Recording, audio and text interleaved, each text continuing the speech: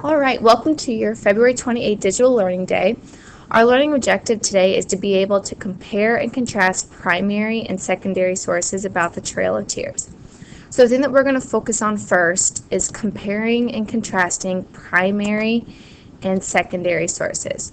So we've talked about these before in class. We've talked about the difference, but I just want to do a little review because I feel like some of us didn't completely understand. So what is a primary compared to a secondary source? A primary source is an original first-hand account of an event. So it's actually written by someone that experienced or was there during that time. And it's a creative, original piece of work, and it's factual. So it's not an interpretation of something or an opinion of an event. It actually happened and was written from someone who experienced it during that time. On the other hand, we have a secondary source, and this is like an analysis or an interpretation of a primary source. So usually second-hand sources or secondary sources are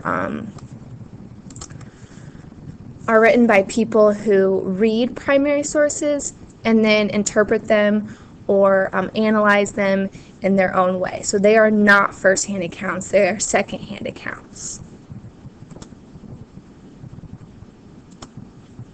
So what are some examples?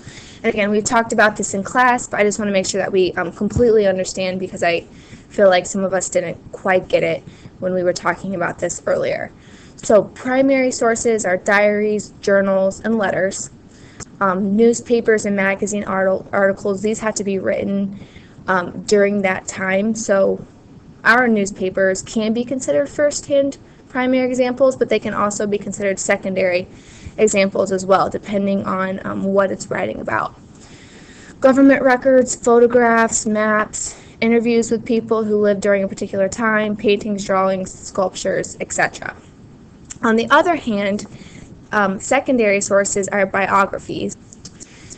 Biographies are accounts of someone's life written by someone else. So that would be like me writing about Michael Jordan. So that's not a primary source. Michael Jordan isn't writing about himself, it's me writing about him.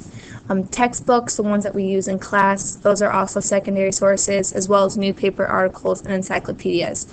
Again, the newspaper articles can be both primary and secondary sources. And then lastly, why do we use them? So we use primary sources to gain credible information. We're getting that information from people who are actually there and experience what was going on. We also use primary sources to think critically and distinguish between fact and opinion. We can read a primary source and think about the way that the author was talking in that or was writing, and distinguish among the fact or opinion that he had written, or she. And then last but not least, to recognize a point of view from a reliable source. On the other hand, secondary source allows us to gain background information in order to evaluate what really happened.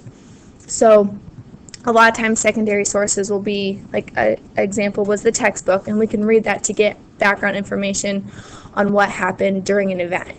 It also allows us to gain insight by examining the same event from different perspectives.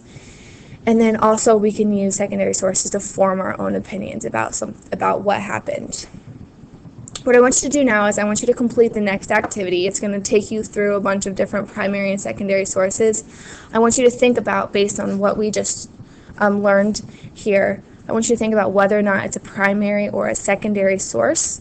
And then once you do that, I want you to complete the schoolwork below, and that's listed in the steps on your My Big Campus bundle.